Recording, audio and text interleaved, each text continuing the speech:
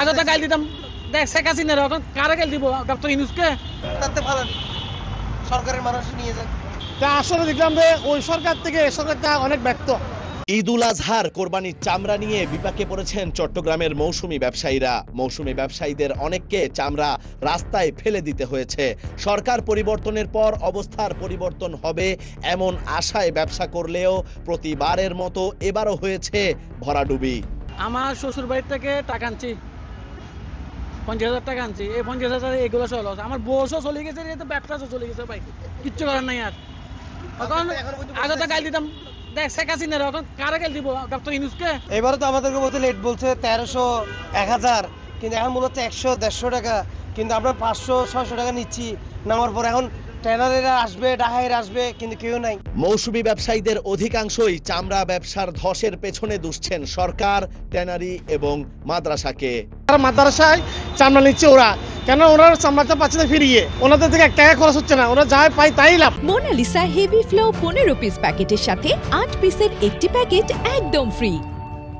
আমি মনে করি যে চামড়ার ব্যবসা একমাত্র নষ্ট করছে যারা মাদ্রাসা আছে। আপনারা আমার কথাটা কিন্তু কিছু মনে করি না, আমি মাপ চাচ্ছি। মাদ্রাসা ইতিমধ্যে হক আমি জানি, কিন্তু ব্যবসাটা ওরাই নষ্ট করছে, সিন্ডিকেট করে ওরাই করছে। তাও মার দিবে না, একটা মালটা ওরা পাচ্ছে, আর ওরা মনে করে 200 টাকা পাইলেও দিয়ে দিচ্ছে, 300 টাকা পাইলেও দিয়ে দিচ্ছে, পার্টিদেরকে আলাম দিচ্ছে, পার্টি ওরা জোগাড় করে যে আপনারা নাম নেবেন না, আপনারা আমাদের সাথে যোগাযোগ করে, আমরা আপনাদেরকে মাল দেবো। সরকার ঢাকায় লবণ দেওয়া গরুর চামড়ার দাম প্রতি বর্গ ফুট 60 থেকে 65 টাকা এবং ঢাকার বাইরে 55 থেকে 60 টাকা নির্ধারণ করলেও চট্টগ্রামে বাস্তব পরিস্থিতি ছিল ভিন্ন। ব্যবসায়ীদের দাবি অধিকাংশ লেনদেনই হয়েছে এর চেয়ে অনেক কম দামে।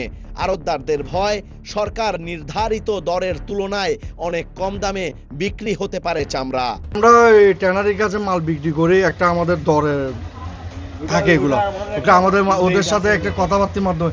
এরা যদি 300 টাকার চামড়া 800 টাকা কিনে, 700 টাকা কিনে, তাহলে এগুলো তো আমরা নিতে পারবো না, আমরা তো ওগুলো জায়গায় গিয়ে বিক্রি করতে হবে। এখন সরকারের যে রেট দিছে ঢাকাতে 1350, ঢাকার বাইরে 1150, ওই এই রেট যদি সরকার আমাদের থেকে যে রেট ট্যানারি নেই, আমরা মোটামুটি একটু এই বিক্রিটা লাভজনক হব।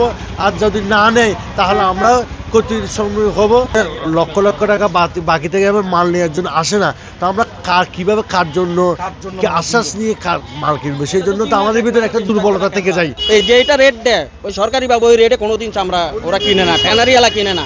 আর এই মালটা এখন বর্ষার সিজন, 1 মাস 2 মাস ছুটি যে মালটা থাকে, মালটা পচে যাবে, লালি ছুটি যাবে। তো গুদামদারের তো কোনো ইয়ে নেই, এটা তো ট্যানারি প্রসেস না করার পর্যন্ত মালটা ভালো থাকবে না।